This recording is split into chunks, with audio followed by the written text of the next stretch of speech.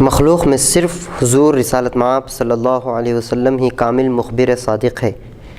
رب العالمین نے اپنے پیارے نبی کو قیامت تک پیش آنے والے تمام واقعات سے باخبر کر دیا اور تمام انسانوں کے ظاہری و باطنی اعمال ہاتھ کی ہتھیلی کی طرح ظاہر کر دیے تاکہ وہ ان کے ظاہر و باطن سے آگاہ ہو کر مؤثر طریق پر ان کی اصلاح اور علاج کر سکے۔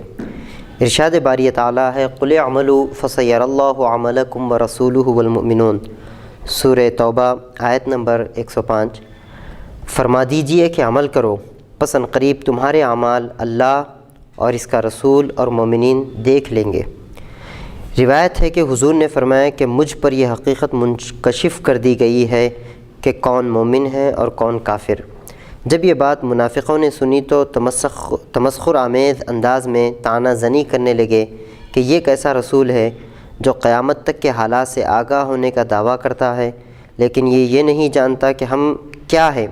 حدیث کے الفاظ ہیں قال رسول اللہ صلی اللہ علیہ وسلم عرضت علی امتی فی صورها کما عرضت علی آدم واعلمت من یؤمن بی ومن یکفر بی فبلغ ذلك المنافقین فقالوا استہزاء زعم محمد انه يعلم من یؤمن به ومن یکفر فممن لم يخلق بعد ونحن معه وما يعرفنا فبلغ ذلك رسول الله صلی اللہ علیہ وسلم وقام على المنبر فحمد الله وأثنى عليهم ثم قال ما بال أقوام طعنوا في علم لا تسألوني عن شيء فيما بينكم وبين الساعة إلا نبأتكم به فقام عبد الله بن حذافة السهمي فقال من أبي يا رسول الله فقال حذافة فقام عمر فقال يا رسول الله رضينا بالله ربا وبالإسلام دينا وبالقرآن إماما وبك نبيا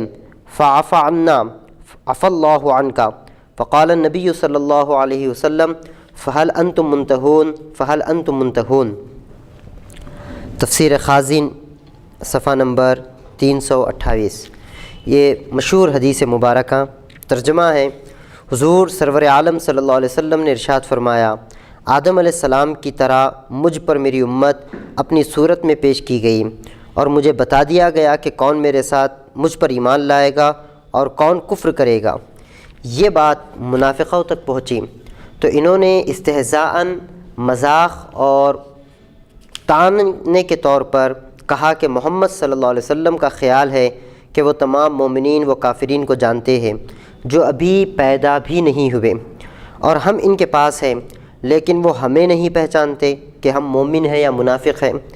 یہ بات حضور سرور عالم صلی اللہ علیہ وسلم تک پہنچی تو آپ منبر پر تشریف فرما ہوئے اور آقا علیہ السلام نے اللہ تعالیٰ کی حمد و ثنا بیان فرمائی اور ان لوگوں اور ارشاد فرمایا ان لوگوں کا کیا حال ہوگا جنہوں نے میرے علم کے بارے میں طعنہ زنی کی اور میرے علم میں شکوک و شبہات پیدا کرنے لگے۔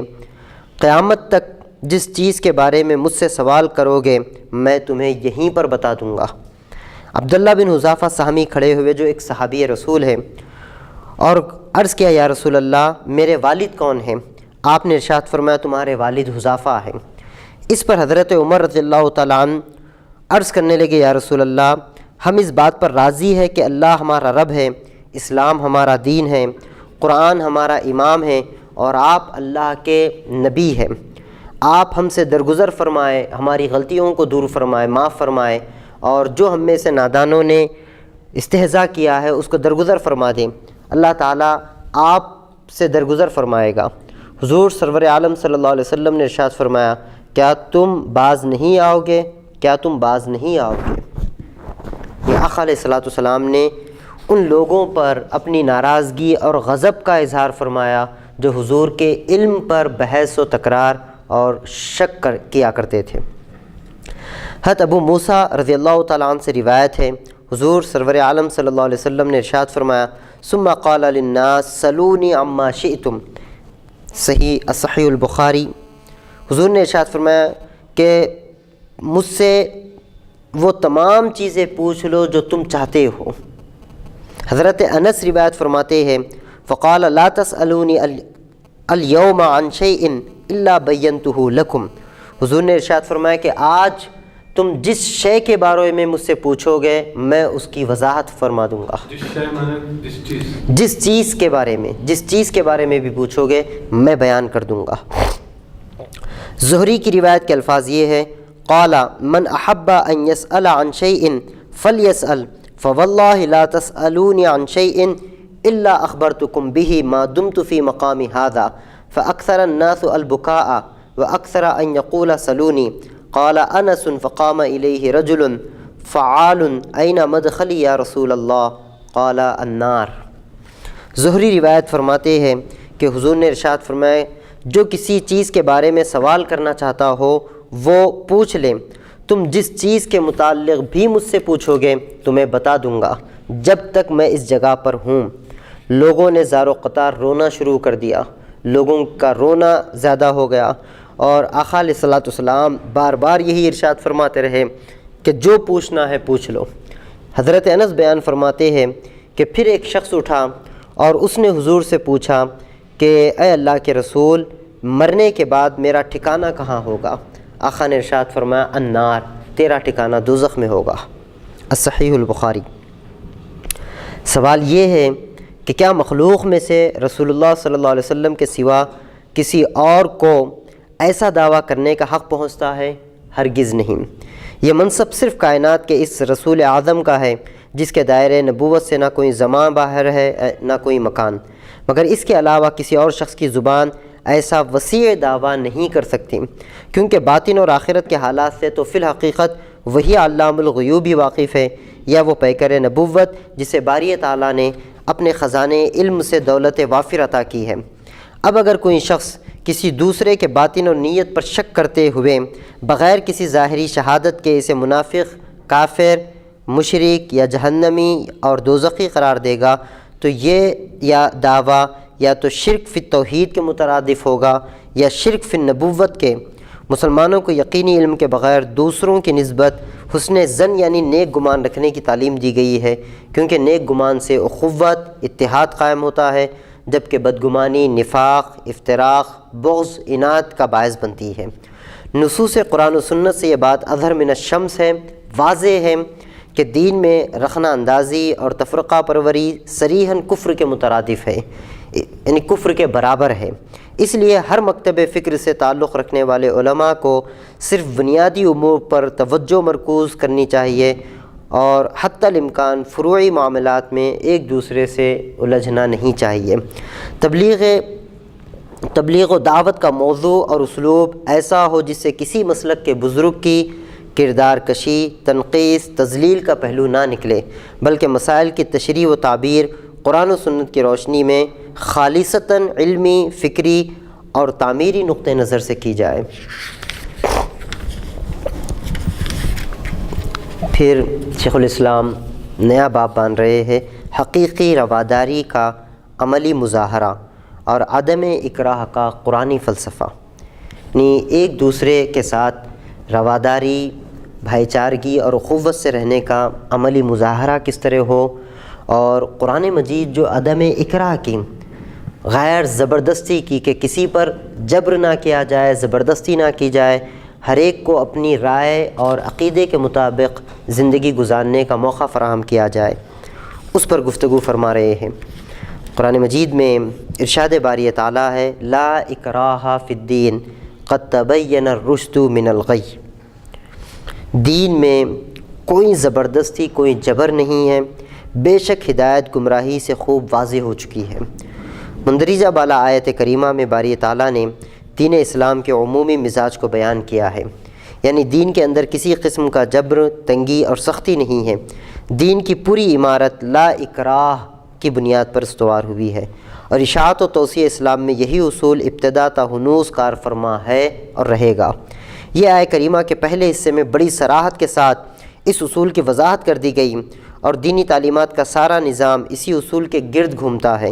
تاریخ اسلام اس بات پر شاہد عادل ہے کہ کرۂ ارض پر اسلام بالجبر اور بزور شمشیر نہیں پھیلا، بلکہ کردار و عمل کی قوت اور حکمت و معزت کے سے لوگوں کے قلوب مسخر کرتا چلا آیا ہے۔ آیہ مقدسہ کے دوسرے حصے میں رشد و ہدایت اور گمراہی و ضلالت کا واضح طور پر ایک دوسرے سے ممیز ہونا بیان کیا گیا ہے۔ حق و باطل، صدق و کذب کی جداگانہ راہوں کی واضح طور پر نشاندہی کر دی گئی ہے، اور ہر کس و ناقص کو پورا اختیار دے دیا گیا ہے کہ وہ جو راہ چاہے اختیار کرے۔ اس پر کسی قسم کا جبر یا زبردستی نہیں ہوگی۔ ہر انسان اپنے لیے زندگی کا راستہ و طریق منتخب کرنے میں کلی طور پر آزاد چھوڑ دیا گیا ہے۔ کسی کو حق حاصل نہیں کہ وہ جبر و زیادتی سے اپنا راستہ اور طریق زندگی دوسروں پر ٹھوسنے کی کوشش کرے۔ ہاں البتہ حکمت و موعظت اور تبلیغ و تلقین سے، ترغیب سے کسی کو قائل کر لیا جائے تو کوئی مذاقہ نہیں۔ یعنی تبلیغ کا اسلوب ترغیبی ہو، نہ کہ اجبار اور اکراہ کا، زبردستی اور جبر نہ کیا جائے، ترغیب تلقین کے ساتھ بات کی جائے۔ قرآن حکیم میں ایک مقام پر رسول اکرم صلی اللہ علیہ وسلم کو مخاطب کر کے فرمایا گیا ہے، آپ اعلان فرما دیجئے کہ ہم نے دین کی تعلیمات واضح کر دی ہے، اور آپ کی ذمہ داری بس اتنی ہے کہ جو کچھ ہماری طرف سے عطا ہوا ہے وہ دوسروں تک احسن طریقے سے پہنچا دے۔ ارشاد باری تعالیٰ ہے، قُلِ الْحَقُّ مِنْ رَبِّكُمْ فَمَنْ شَاءَ فَلْيُؤْمِنْ وَمَنْ شَاءَ فَلْيَكْفُرْ۔ اور اے پیارے حبیب صلی اللہ علیہ وسلم، آپ فرما دیجئے حق تمہارے رب کی طرف سے ہے، پس جس کا جی چاہے وہ ایمان لے آئے اور جس کا جی چاہے وہ کفر کرتا رہے۔ یعنی پیغام حق پہنچا دینے کے بعد بحیثیت پیغمبر و رسول آپ کی قطعاً کوئی ذمہ داری نہیں کہ کوئی آپ کی دعوت قبول کرتا ہے یا نہیں۔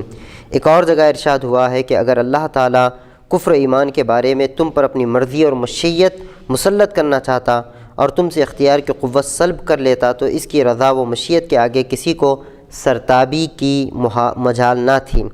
اگر وہ چاہتا تو روئے زمین پر ایک بھی کافر نہ رہتا، لیکن اس قادر مطلق کی مشیت یہی ہے کہ دنیا میں کفر و اسلام، حق و باطل، خیر و شر، نیکی اور برائی کی جدا جدا راہیں متعین کر دی جائے اور انسان کو ان میں سے کسی ایک کا انتخاب کر لینے کا اختیار دے دیا جائے۔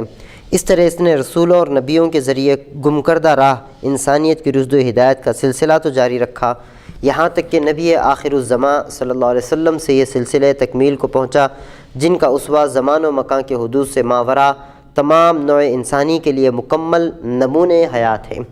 باری تعالیٰ ارشاد فرماتا ہے وَہَدَيْنَاهُ النَّجْدَيْنِ، ہم نے خیر و شر دونوں راستے دکھا دیے ہیں۔ سورہ بلد۔ فَأَلْهَمَهَا فُجُورَهَا وَتَقْوَاهَا، اور پھر اس نفس کے دل میں اس کی نافرمانی اور اس کی پارسائی، یعنی اچھائی اور تقوی اور برائی یعنی فجور، دونوں کو ڈال دیا گیا ہے۔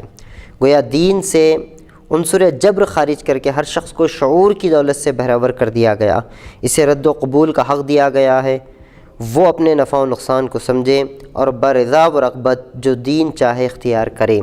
اگر ایسا نہ ہوتا تو جزا و سزا، عذاب و ثواب کا تصور بے معنی ہو کر رہ جاتا۔ دین کی راہ واضح طور پر متعین کر دینے کے بعد خدائے بزرگ و برتر نے کسی کو یہ حق نہیں دیا کہ مذہب کے بارے میں کسی پر پابندی عائد کرے یا کسی کے آزادی پر کوئی قدغن لگائے۔ مقصد بعثت نبوی صلی اللہ علیہ وسلم، نبی اکرم صلی اللہ علیہ وسلم کی بعثت کا مقصد قرآن میں ان الفاظ میں بیان کیا گیا ہے، وَيَضَعُ عَنْهُمْ إِصْرَهُمْ وَالْأَغْلَالَ الَّتِي كَانَتْ عَلَيْهِمْ، اور یہ نبی صلی اللہ علیہ وسلم ان لوگوں کا بوجھ اتارتے ہیں اور وہ زنجیریں کاٹتے ہیں جو انہیں جکڑے ہوئے تھیں۔ حضور اکرم نے ارشاد فرمایا میں بڑا سیدھا سادہ آسان دین لے کر مبعوث ہوا ہوں۔ ظہور اسلام سے پہلے انسانیت ناروا پابندیوں اور جبر و ستم کی زنجیروں میں جکڑی ہوئی تھی اور مجبور و مقہور انسان ظلم استبداد کی چکی میں پس رہے تھے۔ محکومی و غلامی کے عالم میں انسان جانوروں سے بھی بدتر زندگی گزار رہے تھے۔ اسلام نے غلامی کی زنجیروں کو کاٹ دیا اور سب ناروا پابندیوں کو یکسر ختم کر دیا۔ حضور اکرم صلی اللہ علیہ وسلم نے اپنی تبلیغی زندگی میں یہ بنیادی اور ناقابل تغیر اصول بطور معیار اپنایا کہ اللہ اور اس کے رسول کی اطاعت یا عدم اطاعت کے بارے میں جبر و اکراہ کا کوئی عمل و دخل نہ ہو۔ قرآن حکیم میں ارشاد فرمایا گیا من یطیع الرسول فقد اطاع اللہ ومن تولی فما ارسلناک علیہم حفیظا، اور جس شخص نے رسول سرور عالم صلی اللہ علیہ وسلم کی اطاعت کی یقیناً اس نے اللہ کی اطاعت کی، اور جس نے اس اطاعت سے منہ پھیر لیا تو ہم نے آپ کو ان کا پاسبان بنا کر، ان کا نگہبان بنا کر نہیں بھیجا۔ یعنی اگر کوئی دعوت اسلام قبول کر لیتا ہے تو وہ ہدایت پا گیا، اور اگر وہ اسے قبول کرنے سے انکاری ہے تو آپ بری الذمہ ہیں، آپ نے اپنا فرض پورا کر دیا۔ لوگوں کو بالجبر دائر اسلام میں داخل کرنا آپ کے منصب رسالت میں شامل نہیں ہے۔ اسلام کی پوری تاریخ اس امر پر شاہد ہے کہ کسی بھی دور میں تبلیغی مساعی کے دوران کوئی ایسی مثال نہیں ملتی کہ کسی شخص کو زبردستی یا بزور شمشیر یا بزور تلوار مسلمان ہونے پر مجبور کیا گیا ہو۔ اسلام میں عسرت اور تنگی نہیں بلکہ فراخی اور آسانی ہے، یہاں تک کہ اضطراری حالت میں لقمہ حرام کھا کر بھی جان بچانا جائز ہے۔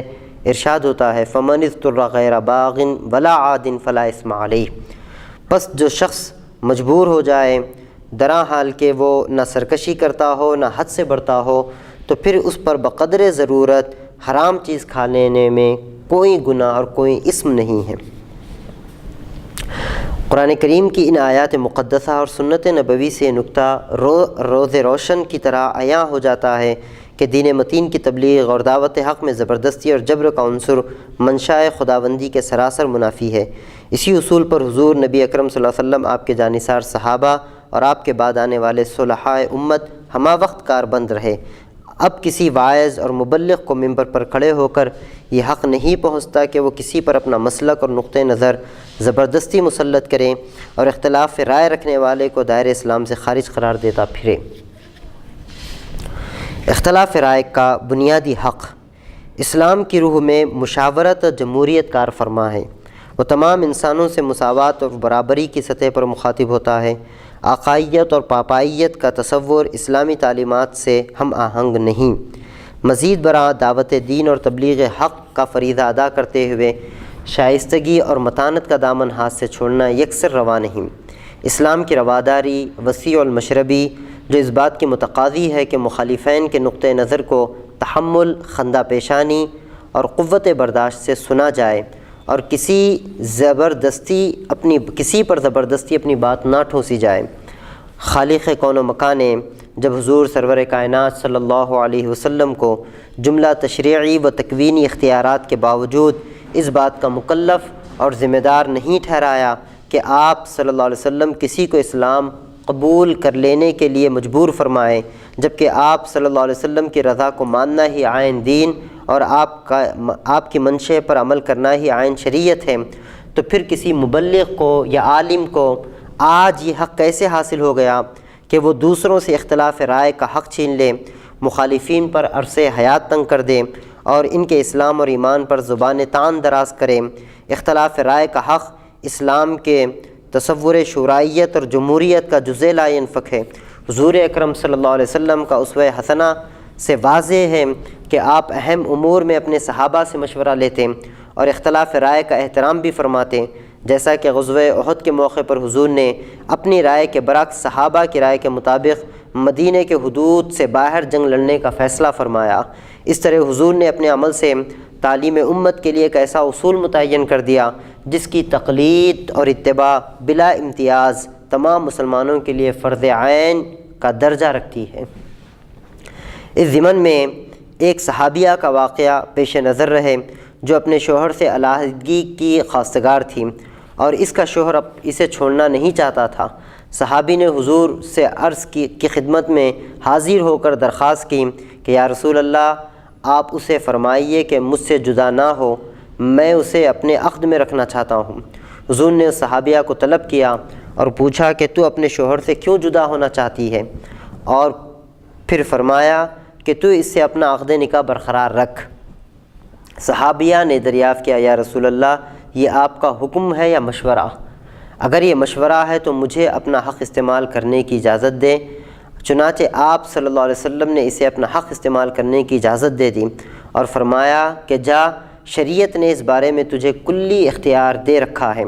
حضور کی سنت کے نظائر بیان کرنے کا مقصد دل و دماغ میں یہ تصور جاگزی کرنا ہے، اس تصور کو بٹھانا ہے کہ دعوت و تبلیغ کے فریضے کی انجام دہی میں دوسروں کو اختلاف کا حق دینا خود حضور کی سنت مبارکہ اور سیرت طیبہ سے ثابت ہے۔ یعنی اس سے ثابت کیا ہو رہا ہے؟ یہ کہ دوسروں کی رائے کو سننا، ان کی رائے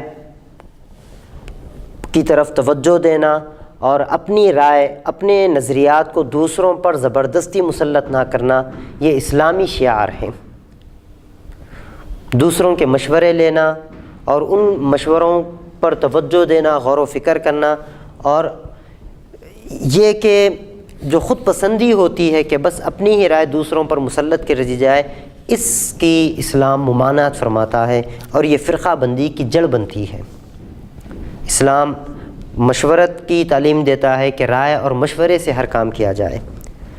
پھر شیخ الاسلام ایک نیا عنوان قائم کر رہے، دینی تعلیم کے لیے مشترکہ اداروں کا قیام۔ دینی تعلیم ان تمام مکاتب فکر کے لوگ اور علماء اکرام جمع ہو کر ایسے اداروں کا قیام عمل میں لائے جن میں ہر فریق اور ہر جماعت کی تعلیم دی جاتی ہو اور ہر مکاتب فکر کے نظریات کو پیش کیا جا سکتا ہو، تاکہ طلباء اور پڑھنے اور پڑھانے والوں میں وسیع النظری پیدا ہو، وہ دوسروں کو برداشت کرنے کی عادت ڈالیں۔ مذہبی رواداری سے متعلق ایک اور اہم اصول جو غور و فکر اور توجہ کا محتاج ہے، وہ علماء اکرام اور مبلغین کی تعلیم و تربیت کے لیے ایسے دینی اداروں کے قیام و انصرام سے متعلق ہے جہاں مسلکانہ تنگ نظری سے ماورا ہو کر ہر مسلک و مکتب فکر کا طالب علم ایک آزاد ماحول میں درس و تدریس کے مواقع سے استفادہ کر سکے۔ برصغیر میں فرقہ وارانہ کشیدگی کا دور کا آغاز مختلف مسالک کی دینی درسگاہوں اور تدریسی اداروں کے جداگانہ قیام سے ہوا ہے۔ یہ انتہائی افسوسناک بات ہے۔ اس دور میں مختلف مکاتب فکر کے جدا جدا مدارس معرض وجود میں آ گئے۔ ان درسگاہوں سے تعلیم و تربیت پانے والے طالب علم ایک مخصوص ماحول میں تحصیل علم کے بعد جب باہر نکلے اور مسند علم و ارشاد پر فائز ہوئے تو ان کے دل و دماغ مسلک کے سانچوں میں ڈھلے ہوئے تھے اور ان کے اعمال و کردار پر اس وابستگی کی گہری چھاپ نمایاں تھی۔ علماء کی یہ کھیپ مساجد کے محراب و منبر سے دین کے بنیادی مسائل سے صرف نظر کر کے اپنے مسالک اور عقائد کا پرچار کرنے لگی۔ فروعی امور میں الجھ کر علماء ایک دوسرے کو معاندانہ تنقید اور تنقیص کا نشانہ بنانے لگے۔ اس طرح مسلکی رواداری کے برعکس انتہا پسندی جڑ پکڑ گئی اور فرقہ پرستی، تفرقہ پروری کی آگ بھڑک اٹھی، جس سے انتشار و افتراق، فتنہ و فساد، تشتت و نااتفاقی نے جنم لیا اور وحدت ملی کے تصور کو ناقابل تلافی نقصان پہنچا۔ نتیجتاً امت گروہوں اور ڈھروں میں بٹ گئی۔ اس سے اسلام کی اجتماعی حیثیت ضعف و انحطاط کی زد میں آ گئی۔ اس صورتحال سے درد دل رکھنے والا ہر مسلمان ملول و دل گرفتہ ہے۔ مسلکی رواداری اور وسیع المشربی کو پھر سے بحال کرنے کے لیے وسیع بنیادوں پر ایسے دینی تدریسی اداروں اور مدارس قائم کرنے کی اشد ضرورت ہے جہاں پر ہر مکتب فکر سے تعلق رکھنے والے طلباء آزادانہ ماحول میں تعلیم حاصل کر سکیں اور اس طرح باہمی اختلاط سے خوشگوار اور صحت مند دینی فضا قائم ہو سکے۔ ایسے اداروں کے فارغ التحصیل علماء جب عملی زندگی میں داخل ہو گئے تو ان کے درس و تدریس اور پڑھنے پڑھانے کا اسلوب مناظرانہ نہیں بلکہ مثبت اور پروقار، علمی، تحقیقی، استخراجی اور مشفقانہ انداز ہوگا۔ یہ وقت اس پر شیخ الاسلام یہ اس اہمیت کی طرف توجہ دلا رہے ہیں کہ یہ جو مدارس مسلکی اعتبار سے جدا جدا ہو گئے، ہر مسلک کا ایک الگ مدرسہ ہو گیا، ایک الگ دینی درسگاہ ہو گئی اور اس دینی درسگاہ میں خالص اسی مسلک کی تعلیم دی جانے لگی اور اسی پر تعلیم حاصل کرنے والے طلباء کو تیار کیا جانے لگا، جس کے بعد جب یہ بچے ماحول میں آئے اور علماء محراب اور منبر پر تقاریر، خطاب، تحریر کے ذریعے امت میں تبلیغ دین کا کام کرنے لگے تو وہ بجائے اصل دین کو پیش کرنے کے اپنے مسلک اور اپنے ہی فرقے کا پرچار کرنے لگے، جس سے مسلکی اختلافات بڑھنے لگے اور ایک گروہ اور ایک جماعت بندیوں کا ماحول سا پیدا ہو گیا۔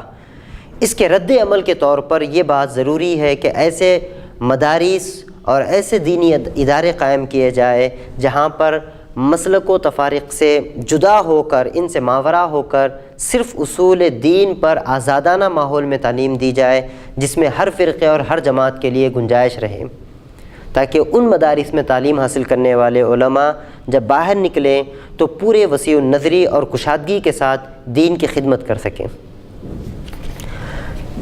علماء کے لیے جدید عصری تعلیم کا انتظام، یہ وقت کی کافی اہم ترین ضرورت ہے کہ علماء کو عصری اور جدید تعلیم اور ٹیکنالوجی سے واقفیت کروائی جائے تاکہ وہ جدید تعلیم اور جدید ٹیکنالوجی کو استعمال کرتے ہوئے تبلیغ دین کے کام کو اور زیادہ بہتر اور آسان انداز میں کر سکیں۔ برطانوی استعمار نے برصغیر میں وارد ہو کر سب سے پہلا تخریبی کام یہ کیا کہ مسلمانوں کے اس نظام تعلیم کو تباہ کر دیا جو مدت مدید سے یہاں رائج تھا۔ اس نے دینی و دنیاوی تعلیم کو ایک دوسرے سے جدا کر دیا۔ ایسا کرنے میں اس کے اپنے سامراجی عزائم کار فرما تھے۔ عام تعلیم کو لادینیت، سیکولرزم کا رنگ میں رنگ دینے سے مسلمانوں کی شاندار اقدار زوال پذیر ہو گئے۔ آج سے 150 سال قبل تک مسلمانوں کے دینی اور دنیاوی تعلیم کے مدارس ایک ہی ہوتے تھے اور جداگانہ نظام تعلیم کا کوئی تصور موجود نہ تھا۔ ایک ہی درسگاہ سے طلباء کو سائنس، ریاضی، فلسفہ، منطق، حدیث، قرآن، فقہ علوم پڑھائے جاتے تھے، گویا دینی اور عصری علوم و فنون ایک ہی نصاب کا حصہ تھے۔ انگریز کے شاطر دماغ نے اپنی ریشہ دوانیوں سے ملت اسلامیہ کی وحدت کو پارا پارا کرنے کے لیے سیکولر نظام تعلیم ملک بھر میں رائج کر دیا۔ ایسے نظام تعلیم سے عالم اسلام میں کوئی رومی، رازی، فارابی، جامی اور ابن رشد جیسا ہمہ جہت عالم، مفکر اور دانشور کیسے پیدا ہو سکتا تھا؟ تاریخ اسلام کے زرعی دور میں بغداد اور قاہرہ جیسی بڑی بڑی اسلامی یونیورسٹیوں اور درسگاہوں میں اکتساب علم کے لیے شرق و غرب سے کشا لوگ چلے آتے۔ پھر تاریخ کا پہیہ پلٹا۔ صورت احوال یہ ہو گئی کہ آج اپنی زب و حالی اور کم مائگی کو دیکھ کر کوئی بھی درد مند مسلمان خون کے آنسو بہائے بغیر نہیں رہ سکتا۔ جداگانہ تعلیم کے مضر اثرات، یہ مسلمہ حقیقت ہے کہ مسلمانوں کے دور عروج میں مسلمان علماء و محققین اور سائنسدانوں نے علم و فن کے میدان میں حیرت انگیز انکشافات اور ایجادات کی ہے۔ آج سائنسی علوم و فنون میں جس قدر ترقی اور ارتقاء ہو رہا ہے، اس کا صحرا مسلمان محققین اور ماہرین علوم کے سر جاتا ہے، جس سے کسی کو اختلاف نہیں ہو سکتا۔ مسلمانوں کے دینی اداروں سے وابستہ علماء و محققین کی علمی ثقافت کا سکہ دینی اور دنیاوی ہر دو نوعیت کے علوم پر جاری تھا۔ تعلیم و تدریس کا یہ نظام بڑی کامیابی سے دنیا اسلام کی پوری تاریخ پر چلتا رہا۔ پھر برطانوی سامراج نے برصغیر کے مسلمانوں کے خلاف سازش کر کے سیکولر نظام تعلیم رائج کر دیا اور یوں مسلمانوں کی علمی برتری کی کمر توڑ دی۔ دنیاوی اور دینی تعلیم کی اس تصنیویت، ڈیولیٹی اور ان کے دو حصوں میں منقسم ہو جانے، بیفیکریشن سے مسلم معاشرے پر انتہائی مضر اثرات مرتب ہونے لگے۔ نوبت یہاں تک پہنچی کہ دینی اداروں سے فارغ التحصیل علماء مولوی تو بن گئے جن کا کام نکاح خوانی اور مردوں کی تجہیز و تکفین کے علاوہ کچھ نہ رہا، لیکن علمی دنیا پر حکمرانی کرنے والے اسکالر نہ بن سکے۔ ایک زمانہ تھا کہ مولوی کا لفظ آج کے پی ایچ ڈی اور علوم فن کے ماہر مترادف تصور کیا جاتا تھا۔ تاریخ میں علم علی قاری کے پائے کے محدث اور عبد الرحمن جیسے فقیہ کا ذکر اور عبد الرحمن جامی جیسے فقیہ کا ذکر بڑے احترام سے ملتا ہے، جو اپنے زمانے میں ملا کہلایا کرتے تھے۔ آج ملا کا لفظ تحقیر و نفرت کی علامت بن گیا۔ ببی تفاوت راہ از کجا تا کجا بکجا است۔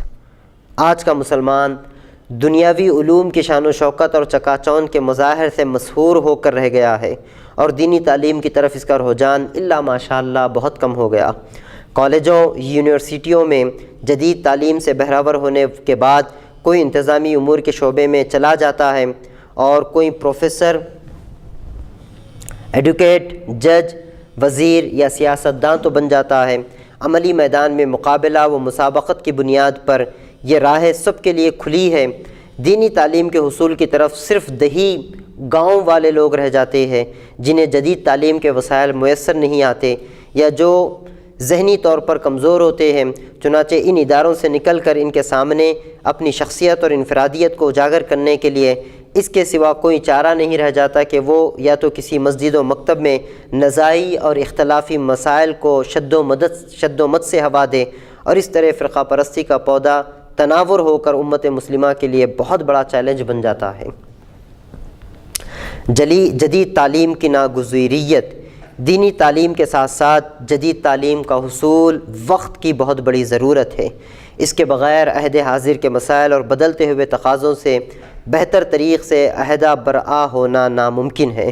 آج کے اس سائنسی اور مشینی دور میں انسانی معاشرے کو جو گوناگو پیچیدہ مسائل درپیش ہے، قرآن و سنت کی روشنی میں اس کا حقیقت پسندانہ، ریئلسٹک اور وقتی ضروریات کے مطابق عملی حل، پریکٹیکیبل سلوشن تب ہی دریافت کیا جا سکتا ہے جب ہمارے علماء جدید تعلیم سے کما حقہ بہرور ہو سکے۔ جدید تعلیم کو عام کر دینے سے وسعت قلب و نظر کے باعث فرقہ پرستی کی لعنت سے کافی حد تک چھٹکارا حاصل کیا جا سکتا ہے۔ بصورت دیگر موجودہ ماحول کو 100 سال کی مسلسل کاوشوں سے بھی ختم نہیں کیا جا سکتا۔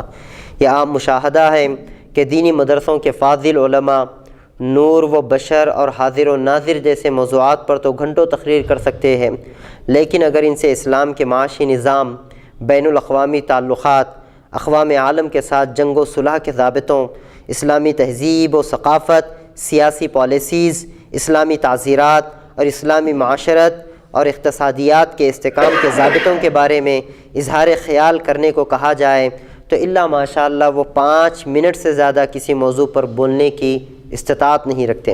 یہی سبب ہے کہ آج کے نوجوان نسل دینی علوم سے بے بہرا اور فرقہ پرست علماء سے حد درجہ بیزار نظر آتی ہے۔ علماء صرف عقائد اور ان فروعی مسائل پر اختلاف کرتے ہیں، مگر ان چیزوں پر چونکہ وہ نہ تو مدارس میں پڑھے ہوتے ہیں نہ انہیں پڑھایا جاتا ہے، تو ان اہم ترین موضوعات پر وہ گفتگو کرنے اور کچھ کہنے کے قابل نہیں رہ جاتے، جس کی وجہ سے جب وہ معاشرے میں عوام کے سامنے آتے ہیں تو پھر وہ یا تو مسلکی اختلافی بات ہی کر پاتے ہیں یا جھگڑے اور فروعی اختلافات ہی کو وہ ہوا دیتے ہیں، اہم اور بنیادی گفتگو کرنے کی وہ قابلیت اپنے اندر نہیں پاتے۔ معاشرے کی اجتماعی ذمہ داری۔ موجودہ حالات کا اگر ہم سنجیدگی اور غیر جانبداری سے مطالعہ کریں تو اس گمبھیر صورتحال کے ذمہ دار صرف علماء ہی نہیں بلکہ معاشرے میں من حیث الکل مورد الزام تمام لوگ ٹھہرتے ہیں۔ اگر کبھی ہم اپنے گریبانوں میں جھانکیں اور ایک لمحے کے لیے سوچیں کہ ہم دنیاوی معاملات میں اپنی اولاد کی بہتر مستقبل کے لیے کیا کیا جتن نہیں کرتے، کیا کیا منصوبے نہیں بناتے، کیا کیا خواب نہیں دیکھتے کہ ہمارے بچے بہتر سے بہتر درسگاہوں میں اعلیٰ تعلیم حاصل کریں، اونچے عہدوں اور مرتبوں پر فائز ہو، لیکن کیا کسی نے اپنے بچوں میں سے ایک بچہ بھی میڈیکل کالج یا انجینئرنگ یونیورسٹی کے بجائے دینی تعلیم کے لیے وقف کیا ہے؟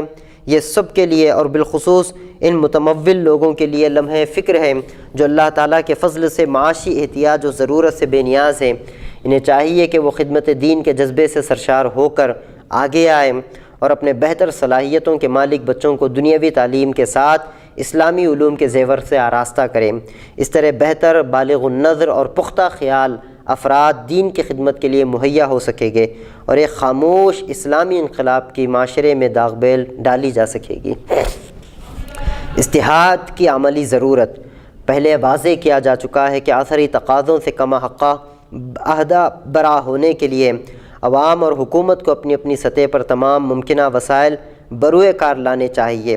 فی زمانہ جب سائنس و ٹیکنالوجی کی بے پناہ ترقی اور پیش رفت کے باعث طرح طرح کے معاشی، اقتصادی، سیاسی، بین الاقوامی مسائل رونما ہو رہے ہیں، یہ حکومت اور عوام کی انتہائی اہم اجتماعی ذمہ داری ہے کہ وہ مسائل کے خاطر خواہ اور مؤثر حل کے لیے جدید تقاضوں کے تحت قرآن و سنت کی تشریح و تعبیر کا کام نہایت حزب و احتیاط سے ان علماء کو سونپے جو اس کام کی بطریق اولا اہلیت رکھتے ہو۔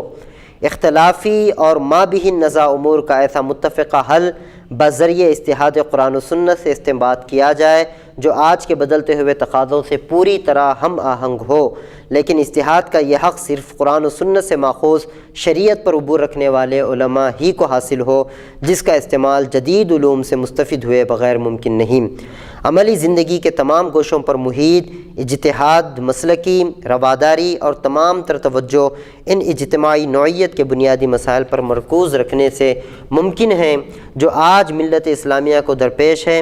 اجتہاد کے فیوز و برکات سے پوری طرح متمتع ہونے کے لیے یہ اشد ضروری ہے کہ عصر جدید کے تقاضوں سے پیدا ہونے والے نئے مسائل پر مسلسل تحقیقی کام باہم مل کر کیا جائے۔ کاوش و تحقیق جدید مسائل پر مرتکز کر دینے سے اختلافی مسائل پر توجہ کافی حد تک ختم ہو کر رہ جائے گی اور مثبت سوچ کی نئی راہیں کھلے گی۔ اس طرح دور حاضر کے پریشان کن مسائل از خود حل ہوتے چلے جائیں گے۔